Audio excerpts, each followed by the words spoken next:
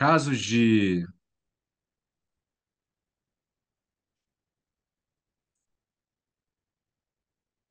casos de canal arterial são quase que exclusivamente em crianças, certo? Vamos seguir aqui. Aqui está o índice, persistência do canal arterial, prevalências de tipos, diagnóstico, opções de tratamento, indicação, estrutura da prótese, procedimento e um vídeo.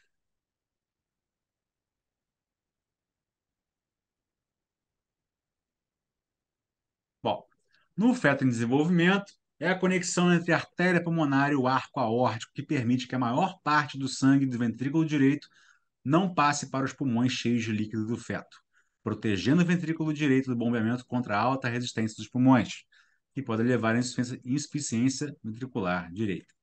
Quando o recém-nascido respira pela primeira vez, os pulmões se abrem e a resistência pulmonar diminui.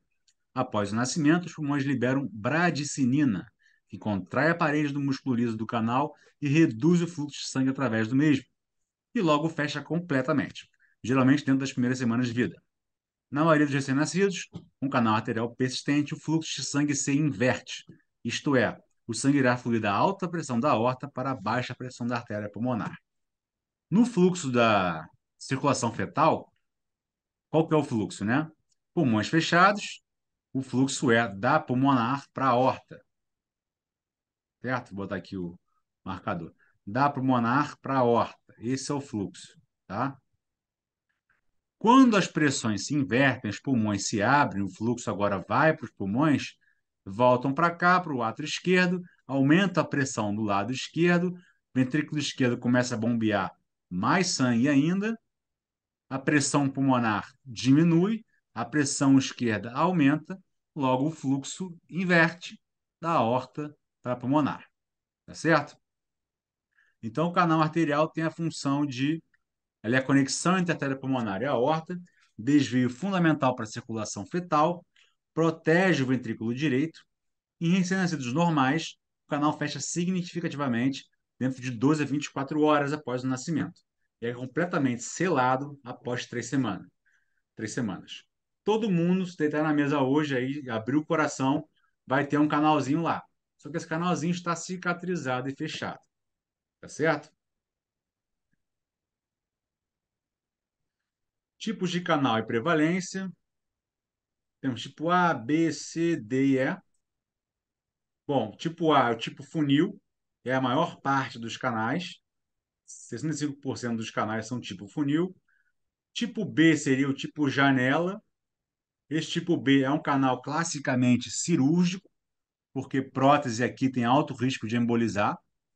Então, tipo janela é quando está quase colada a aorta na pulmonar. Esse caso aqui, cirurgia. Tipo C, tubular, também serve para prótese. Tipo D, serve para prótese também, porém, infelizmente, não para nossa. E tipo E, é alongada, mas essa foto aqui está errada. A foto teria que ser mais parecida com essa prótese, essa foto aqui do tipo C, tá certo? Depois eu vou corrigir isso. Tipo E é alongada, também é uma prótese, é um tipo de PDA passível de prótese. Todos esses PDAs, com exceção do tipo B, que é o janela, e do tipo D, que é esse completa, a forma completa,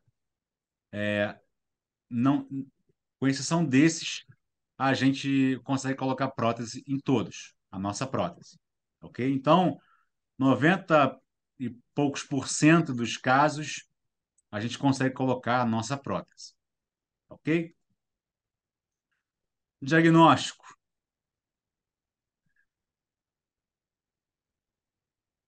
Canal arterial persistente ou duto arterioso persistente, DAP ou CAP, tem vários tipos de sigla, mas normalmente chamam de canal arterial ou canal. Geralmente se diagnostica mediante técnicas não invasivas. A ecocardiografia, na qual as ondas sonoras são utilizadas para capturar o movimento do coração, e o Doppler são os principais métodos de detecção do canal arterial. O eletrocardiograma não é particularmente útil, já que não há ritmos específicos ou padrões de eletro que se podem utilizar para detectar o PCA. Um canal pequeno pode não alterar a silhueta do coração. Já um canal grande se mostra, em geral, uma silhueta cardíaca aumentada e o aumento do fluxo para os pulmões. Então, faltou aqui também o raio-x do coração. Raio-x pode ser útil também quando já há uma grande repercussão do lado direito. Ah, tá aqui. Tá. A radiografia do tórax. Opção de tratamento. Não diferente do que eu falei antes. Medicamentosos, para aliviar sintomas. Cirurgia, o médico abre ali, dá um pontinho no canal arterial, até a cirurgia simples, vamos dizer assim, cirurgicamente falando.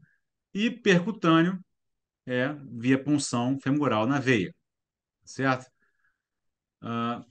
Como são sempre crianças, você falar de abrir criança, né, os pais ficam desesperados. Então, o percutâneo tem certa, um certo apelo para os pais aí.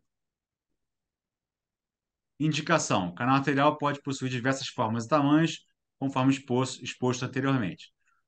A prótese PDA memoparte é indicado para adultos tipo funil e de maiores tamanhos. Estrutura da prótese. Aqui está o desenho da prótese, tá? Reparem aqui, ó. O A é o diâmetro do disco aórtico. O B, aqui ficou errado, tá? Desconsiderem aqui a ordem das letras. Mas, ó, esse ponto aqui, ó, é o ponto da cintura aórtica.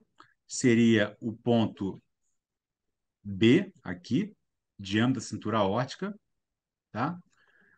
O ponto C é o diâmetro da cintura pulmonar. Então, seria A, B, C, certo?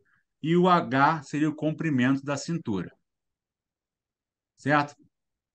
A, B, C, H. Depois eu vou corrigir isso daí. Seguindo aqui, ó. Nós temos também PDAs tipo cilíndrica, não temos em estoque, ok? Mas temos como opção para comprar do nosso fornecedor. E as PDAs tipo cônica, que são a que nós temos em estoque. Importante dizer o seguinte: no mercado hoje, as CEAs similares às nossas são todas cônicas. Então a gente optou por comprar só as cônicas. E a gente vai ver também que nós temos com pino e sem pino. Isso vale para todas as próteses, tá? Nós temos CIA com pino e sem pino, CIV com pino e sem pino, PFO com pino e sem pino e PDA com pino e sem pino. Ah, Gabriel, qual é a diferença de uma para outra? Tecnicamente, nenhuma, tá? Mas o fato de não ter o pino do lado esquerdo, esse pino distal, o pino que costuma ficar no lado esquerdo, né, no disco esquerdo, ou no caso da PDA, o pino que fica dentro da aorta, o propósito de não ter pino é suavizar a superfície daquele disco distal, tá certo? Alguns médicos gostam disso. A gente tenta ter o máximo de material sem pino. Mas como a gente tem estoque, né? Ainda tem muita prótese, vocês vão ver com pino. Tá certo? Na caixa, a diferença vai ser que as sem pino tem um W na frente da referência do código. E as com pino não tem esse W. Tá certo? Resumidamente é isso. E o fato dela ser cônica vai determinar o tamanho da prótese. Por exemplo, as de PDA, elas costumam ter tamanho 6 por 4, 8 por 6, 10 por 8, 12 por 10. Então, sempre tamanho aórtico sobre o tamanho pulmonar. Então, 6,4 é 6 aórtico, lembrando que é a cintura, então é daqui até aqui, por 4 pulmonar. 6,4, 8,6, 10,8, assim por diante. Ok? Alguma dúvida até aqui?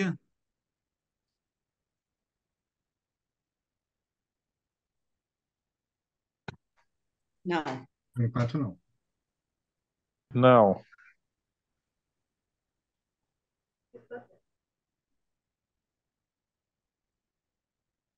Vamos nessa então. Passo a passo aí do procedimento. Bom, punção venosa e arterial. Tá? A punção arterial é mais para o médico conseguir injetar contraste com o PIG para poder visualizar aquele canal. Porque o fluxo ele é da aorta para a pulmonar. Se ele injetar contraste na pulmonar, ele não vai visualizar o canal, porque o contraste não vai preencher o canal. Então, a função arterial é para colocar um PIG lá para poder injetar o contraste para que ele preencha o canal arterial e o médico possa, enfim, tirar as medidas para poder saber qual prótese ele vai querer colocar, certo? Importante dizer que pro canal arterial, para esse procedimento, o médico não precisa de eco. Então, não me perguntem, ah, vai ter um PCA aqui, qual o eco que a gente pode mandar? Não precisa, tá certo? Vai só na angiografia, só na escopia, o médico faz a medida e pode colocar lá a prótese. Recomendações básicas, né? Acho que eu vou terminar de ler, depois eu falo isso. Bom, aí ele atravessa o canal arterial com uma guia de troca da artéria pulmonar para a artéria aorta. Então, ele vem por essa guia pela veia cava inferior, chega no átrio direito, ventrículo direito, chega na artéria pulmonar e, com a ajuda de um catéter, ele passa aquela guia através do canal no contrafluxo, né, até a guia chegar na aorta lá. Quando ele conseguir chegar com essa guia na aorta, pode ser difícil por causa do contrafluxo. Quando ele conseguir chegar lá, ele finalmente vai trocar aquela guia por uma guia stiff. Ele avança com o catéter, né, para manter a posição, troca a guia por uma guia stiff, trocou pela guia stiff, ele pode avançar com a bainha da prótese em seguida, ok? Bom, dimensionamento do dispositivo baseado na parte mais estreita do duto, ou seja, você pega a menor parte do duto para saber qual tem que ser o menor diâmetro da tua prótese, tá? Por exemplo, meu duto aqui, a menor parte dele deu 2 milímetros. Cabe uma prótese? 2 milímetros é quase como, para o nosso sistema, é quase que o mínimo que você tem que ter de diâmetro para conseguir passar uma bainha 6 frente por ali. Nosso menor delivery é 6 frente para PDA, então você tem que ter uma bainha pelo menos 6, um duto de pelo menos 2 milímetros. Ou 1,9, 1,8, dá para forçar uma barra, mas 2 milímetros seria o recomendado on-label, né? E aí você passa, voltando, você passa um catéter, troca pela guia Schiff e avança com a bainha delivery recomendada para a prótese selecionada. Se medir 2 milímetros, o médico vai escolher uma prótese 6,4. O 2 milímetros que ele mediu vai ser, digamos, relacionado com o 4 milímetros da pulmonar. O menor diâmetro costuma sempre ser o diâmetro da pulmonar. E o maior diâmetro, o diâmetro da parte aórtica, certo? Ele vai sempre ter que ter um sobredimensionamento da prótese com relação ao diâmetro da base pulmonar. Se mediu 2, ele tem que escolher uma prótese que tem uma base pulmonar maior do que 2. Ou seja, nossa primeira prótese é a 6,4, né? 4 pulmonar, 6 aórtica. Para quê? Para que a prótese fique espremida dentro daquele canal. Ela fique tensionada dentro daquele canal, certo? O disco da prótese, disco distal dela, vai estar ali sentado na ampola aórtica, na base aórtica, e o corpo da prótese vai ser liberado para dentro do canal, estando ele todo tensionado. Não é que a prótese ela fica num formato diferente do que ela é fora do corpo. Ela fica toda esmagada dentro do canal, tá certo? Então vamos lá, o cara avança com o delivery pela veia femoral e em seguida com o dispositivo. Libera o disco na entrada do canal arterial e o corpo do dispositivo para dentro do canal. Alguma dúvida até aqui? Não, tudo ok. Tá aqui o canal, atravessou com o catéter já, vai liberar o disco da prótese, vai retrair até o disco sentar na aorta e ir quase como puxando a bainha em vez de liberar a prótese. Em vez de avançar com a prótese, ele vem tensionando o cabo da prótese e retraindo a bainha para que o corpo fique liberado na parte de dentro do canal, certo? Mas, Gabriel, a prótese não pode pular para dentro da aorta. Você tem que lembrar de qual é a pressão que está ocorrendo aqui. A pressão da aorta é muito maior do que a pressão da pulmonar. Então, se a prótese fosse embolizar para algum lugar, ela queria embolizar, ó, para dentro da pulmonar.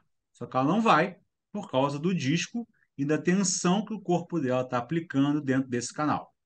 O que não pode ocorrer é esse disco ficar liberado mais para dentro da aorta, deixar algum tipo de degrau, alguma coisa assim.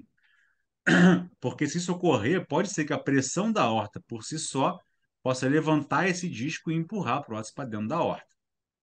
Então, o que você quer fazer é sentar esse disco, digamos, ancorar esse disco o máximo possível na ampola aórtica e liberar o corpo da prótese para dentro do canal, certo? Isso é PDA.